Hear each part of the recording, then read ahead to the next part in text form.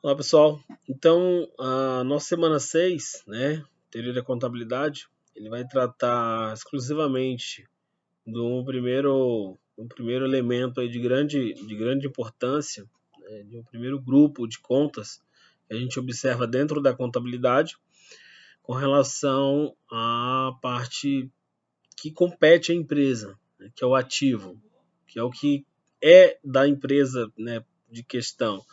Logo, a gente vai discutir sobre o passivo e a questão do patrimônio líquido, mas, primeiramente, a gente observa o ativo da empresa. Então, olhar para um balanço patrimonial hoje é identificar, né, quais são as características relacionadas ao ativo. Então, observar para o balanço patrimonial e verificar de fato no que diz respeito à composição, né, compreender todo o processo de critério de reconhecer uma conta de ativo, tá? E depois compreender também a questão do próprio processo de mensuração desse ativo, ou seja, como eu consigo mensurar.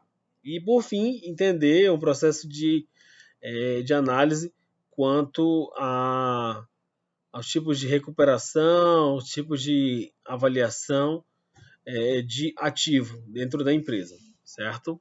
Então, assim, dentro da unidade 6 a gente vai observar, né, os critérios do ativo da empresa, principalmente, e fazer com que esse processo de compreensão ele seja compreendido e seja aplicado dentro de uma corporação. Então, por exemplo, quando a gente começa a falar do ativo da empresa, a gente está falando de um recurso que é controlado, tá? Ele é o ativo da empresa, ele é da gestão em si, da própria corporação.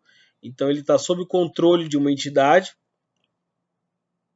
e esse controle ele tem dois momentos, né? Ele tem um recurso de curto prazo e um recurso, né, de longo prazo.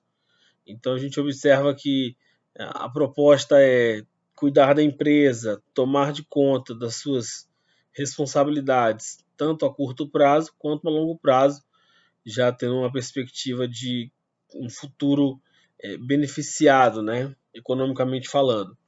O próprio CPC, né, o Código de Pronunciamento Contábil, ele define muito bem isso. Ele traz a questão da aplicação desse recurso. Tá? Então, como é que a gente consegue classificar, entender, né, observar a estrutura de um ativo? O ativo ele tem ali a divisão tanto no ativo circulante, não circulante, que é o quê? Que é o curto prazo e longo prazo.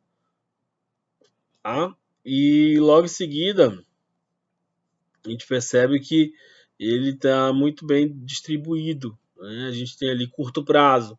Ainda desse curto prazo eu tenho caixa, banco, né? São recursos disponíveis. E eu tenho cliente e tenho estoque. E o ativo não circulante eu já divido ali longo prazo e investimento imobilizado, intangível. Tá? A gente tinha uma classificação chamada de ativo permanente, mas hoje já não tem essa classificação, tá bom?